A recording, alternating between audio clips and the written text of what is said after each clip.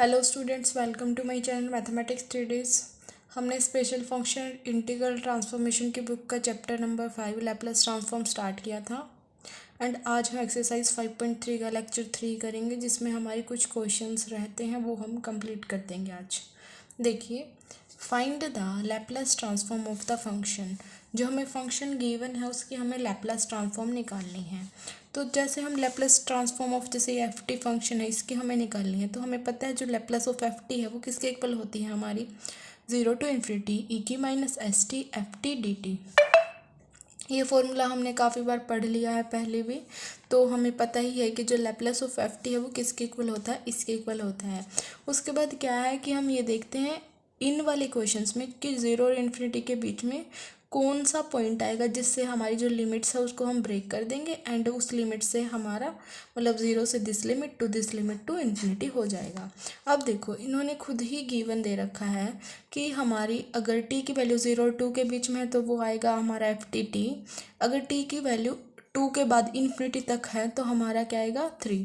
इसका मतलब हमारा जो ये पॉइंट हो गया जहाँ पे हमारी लिमिट ब्रेक करेगी वो पॉइंट हमारा कौन सा हो गया 2, क्योंकि 0 से 2 तक की हमारी एक वैल्यू है एंड देन 2 से इन्फिनिटी तक की एक वैल्यू है। तो हमारी लिमिट्स ब्रेक हो जाएंगी 0 to 2 ई की minus s t f t d t and 2 to infinity e की minus s t f t d t. तो ये हो गया हमारा ये। अब जब मेरी लिमिट 0 से 2 है तो जो मेरा एफ टी है वो क्या है, टी है। एंड जब मेरी 2 से इन्फिनिटी तक है तो मेरा एफ टी क्या है, 3 है। ओके, अब क्या होगा हमारा ई की minus s T into T d T है, तो हम वही इसके अंदर इंटीग्रेशन है तो हम क्या कर देंगे, इसका इंटीग्रेशन बाय पार्ट्स लगा देंगे। First function as it is, second का इंटीग्रेशन ई की minus s t upon minus s, minus integration का निशान, फर्स्ट का डिफ्रेंशिएशन 1, सेकेंड का इंटीग्रेशन ई की minus s t upon minus s d t, और जो लिमिट्स है वो 0 to 2 प्लस 3 हमारा जो कॉन्स्टेंट है वो बाहर आ जाएगा। ई की माइनस एस टी का इंटीग्रेशन ई की minus s t upon minus S and limits 0 to infinity. अब देखो टी ई की minus s t upon minus s minus ये वाला एस इट इज। अब इसका भी हमें क्या करना है, इंटीग्रेशन करना है। तो ई की minus s t upon minus S है ना। देखो ई माइनस एस टी का इंटीग्रेशन क्या होगा मेरा, ई की minus s t upon minus S, और इनटू में मेरा ये भी तो है बाय में 1 माइनस एस, तो क्या होगा ई की minus s t upon s square and ये वाला minus as it is 0 to 2 limit plus 3 this as it is. अब हम क्या करेंगे, इसके अंदर लिमिट्स को पुट करेंगे, पहले अपर लिमिट को फिर माइनस कर देंगे लोअर लिमिट, सिमिलर इसमें भी। तो पुट करो टी की जगह 2 ई की minus 2 s upon minus s minus of e की minus 2 s upon s square minus 0 put करेंगे तो पूरी टर्म ही 0 बन जाएगी। 0 माइनस ई की power 0 upon s square plus 3, इसके अंदर इन्फिनिटी पुट करेंगे। ई की माइनस इन्फिनिटी हमारा किसके इक्वल होगा, 1/इन्फिनिटी। एंड जैसे हमारी कॉन्स्टेंट टर्म होती है ना ई, जो कि ग्रेटर देन हमारी क्या होती है, 0 होती है, तो उसके पावर इन्फिनिटी करेंगे तो हमारा क्या ही आएगा, इन्फिनिटी आएगा। 1/इन्फिनिटी हमारा क्या हो जाएगा, 0। तो ये टर्म तो मेरी होगी 0 माइनस इसके अंदर 2 पुट करेंगे तो ई की minus 2 s upon minus s, ये आ गया 2 ई की minus 2 s upon minus s minus of e की minus 2 s upon s square. किसी की भी पावर 0 1 के इक्वल होती है, minus minus plus 1 upon s square plus 3 minus minus plus e की माइनस 2 एस अपॉन एस, ये आ गया। अब देखो ये वाली टर्म है एंड ये वाली टर्म है, 3 माइनस 2 करेंगे तो बनाएगा ई की माइनस 2 एस अपॉन एस आ गया, माइनस ई की minus 2 s upon s square plus 1/एस स्क्वायर।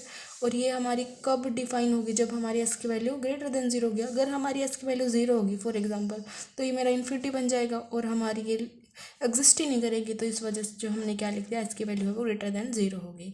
तो ये था हमारे एक क्वेश्चन जो कि बहुत ही ईजी था, इसमें कुछ कॉम्प्लिकेटेड नहीं था।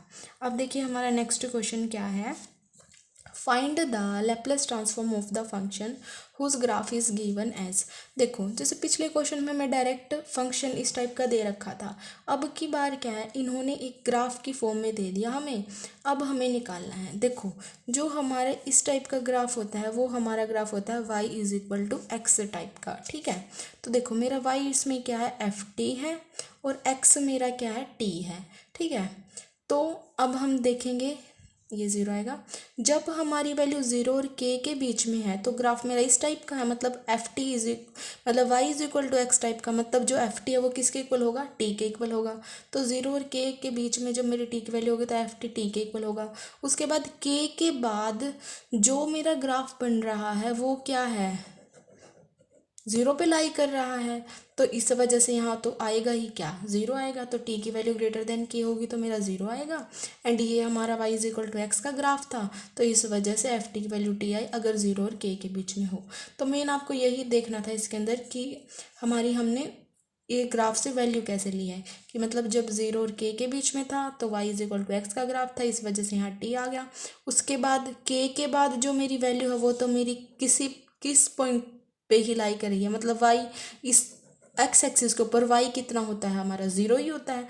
तो इस वजह से यहाँ क्या आ गया, ज़ीरो आ गया। ओके, अब इसका मतलब क्या हुआ, जो मेरी लिमिट्स है वो किस पॉइंट पे ब्रेक करेंगी, के पॉइंट पे।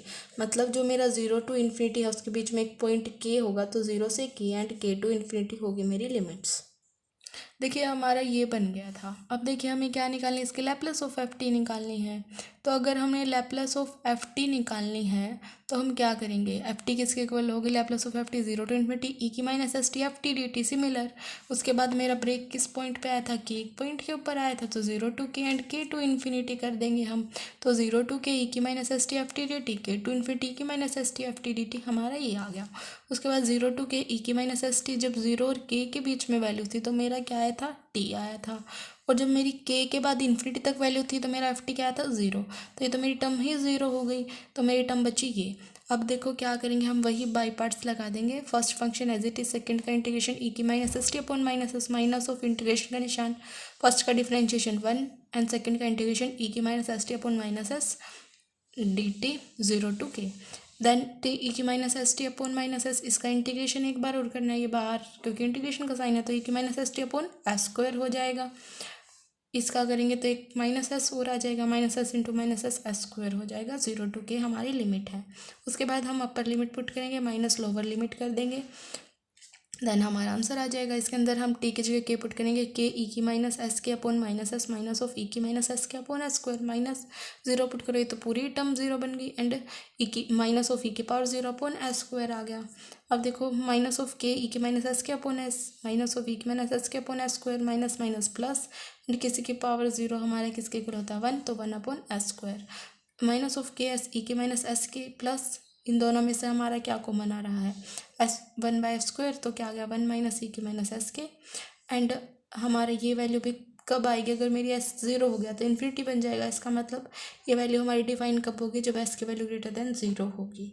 ओके, अब है हमारा next question, find the Laplace transform of 5 cos t u of t minus pi. हमें इसकी लैप्लस ट्रांसफॉर्म निकालनी है, ठीक है। तो हम इसको जी टी मान लेंगे, वो क्या होगा मेरा 5 cos t u of t minus pi.